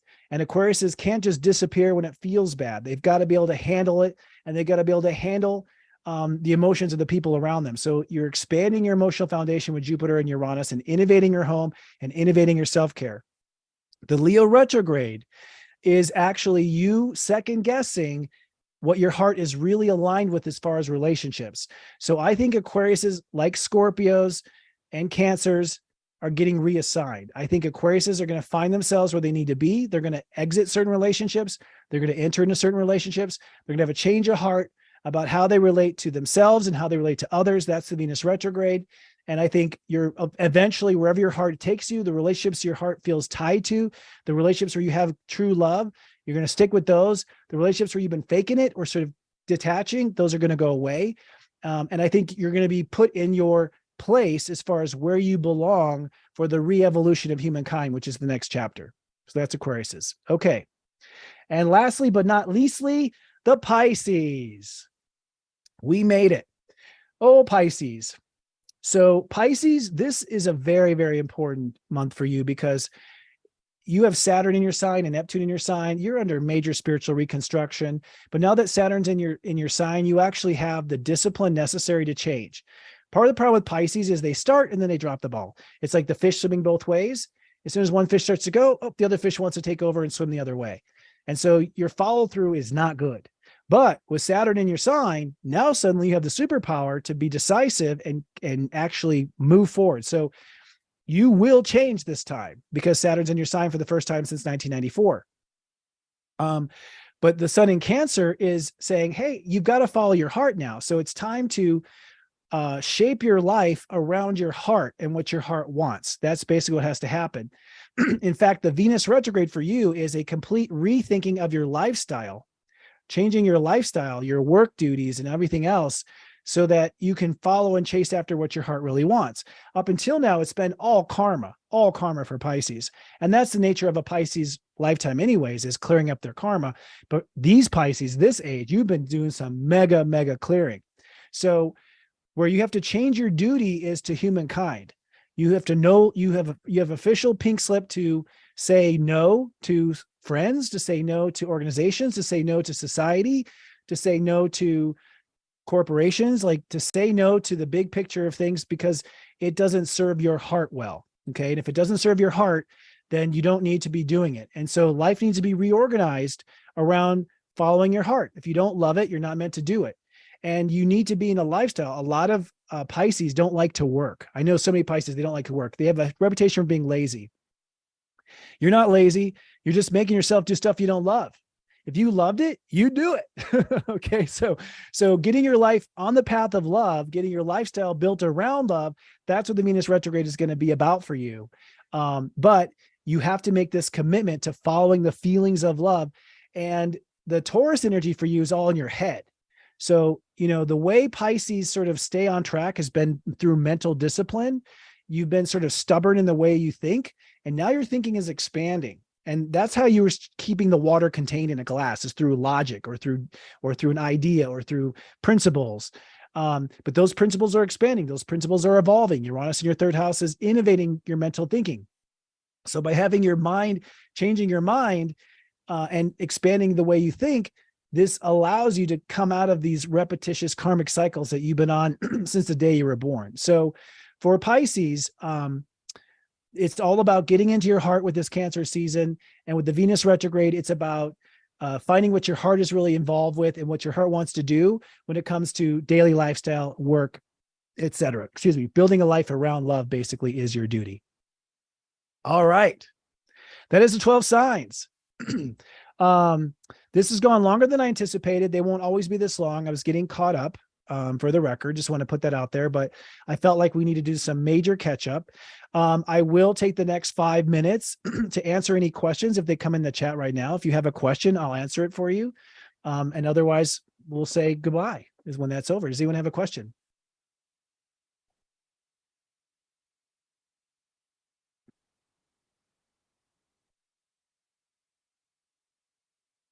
I see fishes. I think it takes a moment for the questions to come.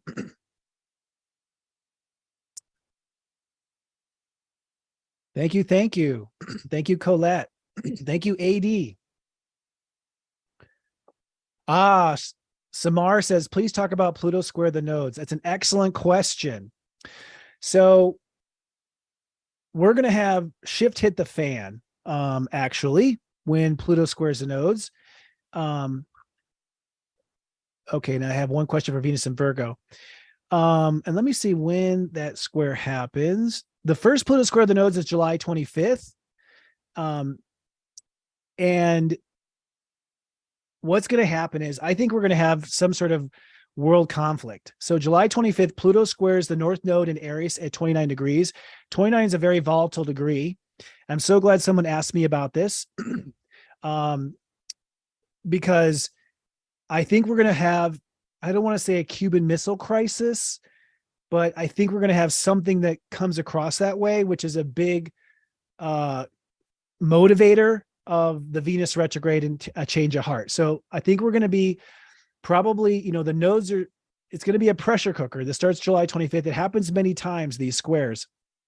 I mean, it's basically going to be squared for quite a long time, but ultimately it's that we're wanting change. So right now with Pluto and Capricorn, like to me, the biggest Pluto Capricorn example was right before COVID. When Saturn conjuncted Pluto in January of 2020, that's when the first case of COVID came. And we started having this issue with government, society, authority, laws, all that sort of thing. But society sort of like went along with everything. There was no resistance per se. When the North Node is in Aries, squaring Pluto in Capricorn at 29 degrees, I believe there will be incredible resistance. And this is where the conflict will start to begin.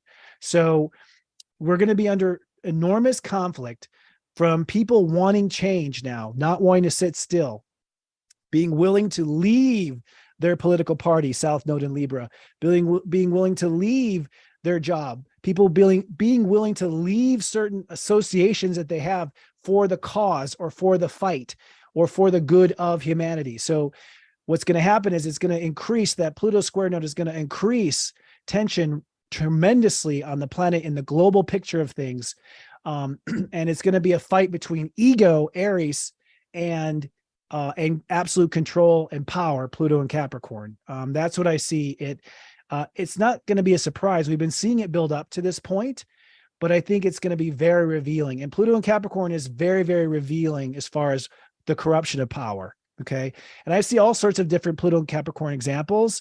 Dr. Greer recently announcing that he's got evidence on the aliens, the uprising in Paris and in France right now, Pluto and Capricorn, all the I'm not even both sides of politics having all sorts of investigations. Like this is Pluto and Capricorn, but the people's ego is going to no longer be tolerant is what's going to happen. So we're going to become intolerant. And this is And this is it. I think that we're going to start to see these things, and that's going to be a huge instigator.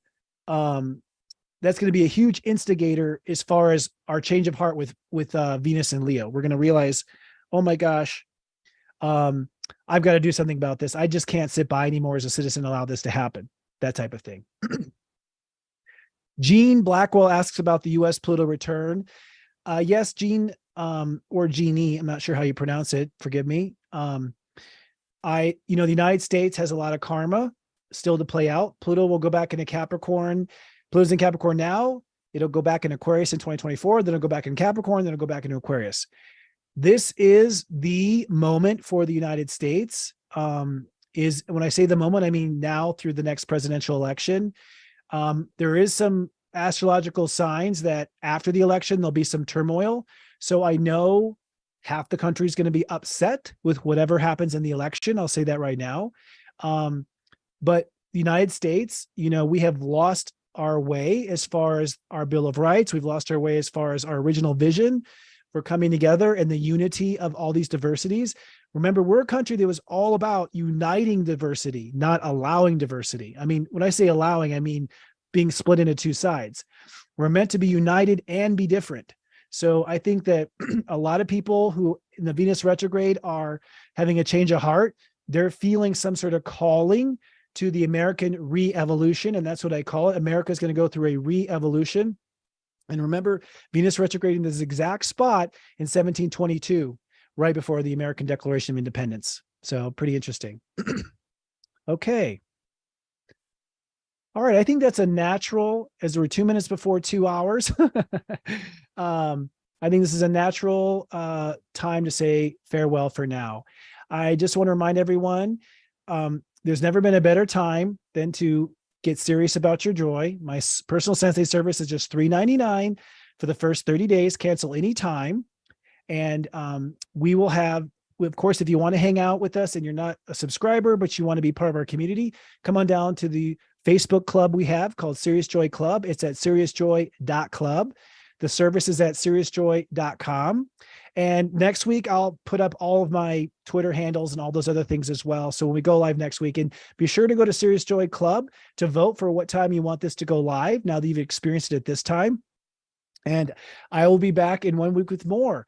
Until then, remember, I love you. Live, love, be, friends.